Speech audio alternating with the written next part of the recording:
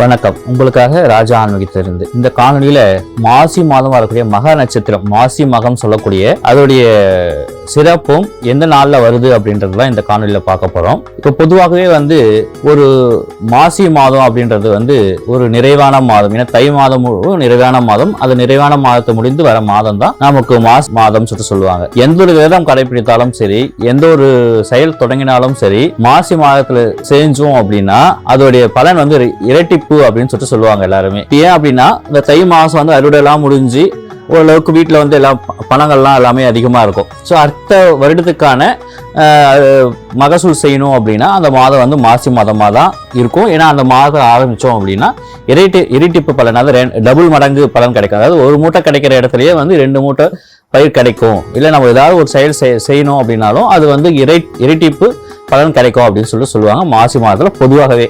அதே மாதிரி மாசி மாதத்துலேருந்து நமக்கு எல்லா திருவிழா எல்லாமே ரொம்ப சிறப்பாக திருவிழாவும் நமக்கு அமையும். நம்ம அம்மன் கோயிலெலாம் பார்த்தீங்கன்னா பூசொரிதல் அப்படின்னு சொல்லுவாங்க. சேலம் சைடு அந்த பக்கம்லாம் பார்த்தீங்கன்னா பூசொரிதல் அப்படின்னு சொல்லுவாங்க. அப்படின்னா சுவாமிக்கு 7 நாள் விரதம் வைப்பாங்க. சுவாமிக்கு விரதம் இருந்து பூவால் சுவாமிக்கு ஃபுல்லாக அபிஷேகம் பண்ணுவாங்க. அதில் பூசொரிதல் அப்படின்னு சொல்லுவாங்க. அது ரொம்ப சிறப்பாக அம்மன் கோயில்கள்லாம் இந்த மாசி மாதம் தான் நடக்கும். ஏன் அப்படின்னா அம்மனுடைய அருள் நமக்கு பரிபூர்ணமாக கிடைக்கும் அப்படின்றதுக்காக நம்ம அந்த மாசி மாதத்தில் செய்கிறோம். சரி, அப்படியே மகம் அப்படின்னா என்ன, ஏன் அது மாசி மாதத்தில் ரொம்ப விசேஷமானது அப்படின்னு சொல்லிட்டு கேட்டீங்க அப்படின்னா, எப்பயுமே ஒரு மாதத்தில் பௌர்ணமி சார்ந்து வர நட்சத்திரம் ரொம்ப சிறப்பா இருக்கும் அப்படின்னு சொல்லிட்டு ஏற்கனவே ஒரு காலையில் உங்களுக்கு சொல்லியிருப்பேன் நான். அந்த பௌர்ணமி தினத்துல வர நட்சத்திரம் ரொம்ப சிறப்பா இருக்கும் அமையும். ஏன் அப்படின்னா பௌர்ணமி அன்று பாசிட்டிவ் எனர்ஜி ரொம்ப அதிகமா இருக்கும். அது இல்லாம அந்த நட்சத்திரம் சேர்ந்து வர்றதால அது இன்னும் எனர்ஜி ரொம்ப அதிகமா இருக்கும். அன்னைக்கு பாத்தீங்கன்னா நம்ம மைண்ட்ல ரொம்ப ஃப்ரெஷ்ஷா இருக்கும். அந்த அளவுக்கு நமக்கு அந்த பௌர்ணமி தினத்துல நட்சத்திரம் சேர்ந்து வரதால ரொம்ப பலன் அதிகம் அப்படின்னு சொல்லுவாங்க. அதனாலதான் ஒரு மாதம் வர பௌர்ணமி சார்ந்து வர நட்சத்திரம் ரொம்ப சிறப்பு அப்படின்னு சொல்லக்கூடிய வகையில இந்த மாசி மாதத்துல மக நட்சத்திரம் நமக்கு சேர்ந்து வரும். ஸோ அந்த தினத்துல நம்ம நீராடுதல், கடல்ல நீராடுதல்ன்றது ரொம்ப சிறப்பான ஒரு விசேஷம். ஏன்னு கேட்டீங்கன்னா காசியில போய் கழுவுன பாவத்தை கும்பகோணத்துல இருக்க கும்பமேளான கடல்ல கழுவுமா கங்கை நதி. அதுக்கு என்ன அர்த்தம் அப்படின்னா, நம்ம பாவங்கள்லாம் செய்து போய் காசியில போய் கங்கையில முழுகணும் அப்படின்னா நம்ம பாவம் எல்லாம் போயிடும் சொல்லுவாங்க இல்லையா நம்ம முன்னோர்கள் பெரியவர்கள்லாம்.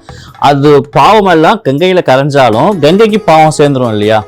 அந்த கங்கைக்கு சேர்ந்த பாவத்தை கும்பகோணத்துல இருக்க கும்பமேளா கடல்ல கழுவுமா கங்கை தேவி. அதாவது அங்க குளிக்கும் அப்படின்னு சொல்லுவாங்க. நீராடுதல் அப்படின்னு சொல்லுவாங்க. நீராடும் கங்கை தேவி அப்படின்னு சொல்லக்கூடிய வகையில அந்த கும்பகோணத்துல நடக்கிற கும்பமேளா சிறப்பு, ரொம்ப சிறப்பு. ஏன் இந்த கும்பகோணத்துல சிறப்பு அப்படின்னு சொல்லிட்டு கேட்டீங்கன்னா, சிவபெருமான் பூலோகத்துல ஜீவராசிகளா படைக்கணும் அப்படின்னு சொல்லிட்டு ஒரு முடிவு பண்ணதுக்கு அப்புறமா கும்பத்துல எல்லா ஜீவராசிகளையும் ஆகாசம் பண்ணி, அதாவது படைக்கிறதுக்காக கும்பத்தை பூஜை பண்ண ஆரம்பிச்சாரா நம்ம சிவபெருமான். அப்படி ஆரம்பிக்கும் போது அந்த கும்பத்தை பூஜை எல்லாம் பண்ணிட்டு நம்ம பூமி கொண்டு வர சமயத்துல கும்பகோணத்துக்கு நேரம் அந்த கலசத்தோடைய முகப்பு உறைஞ்சிருமா. அதாவது அந்த கலசத்தோடைய ரவுண்ட்ல ஃப்ரண்ட்ல இருக்க இது மட்டும் உடைஞ்சிட்டு அந்த நீர் அந்த கும்பகோணத்துல வர ஆரம்பிக்குமா. கும்பகேஸ்வரர் அப்படின்னு சிவன் கோவில் அங்கே அமைஞ்சதுக்கு காரணமும் கூட அதுதான்.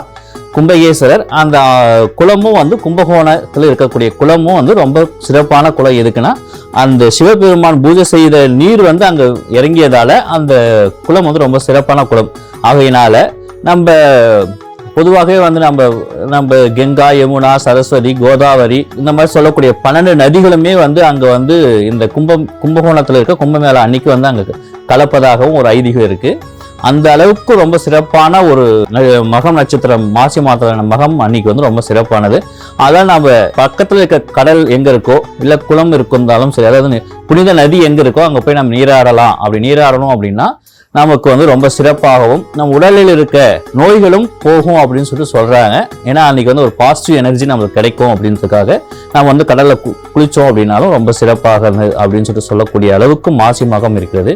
அது மட்டும் இல்லாம புண்டரிகா அப்படி மகரிஷி அப்படின்னு பேர் கொஞ்சம் டிஃப்ரெண்டா தான் இருக்கும் நமக்கு கேட்கறதுக்கு.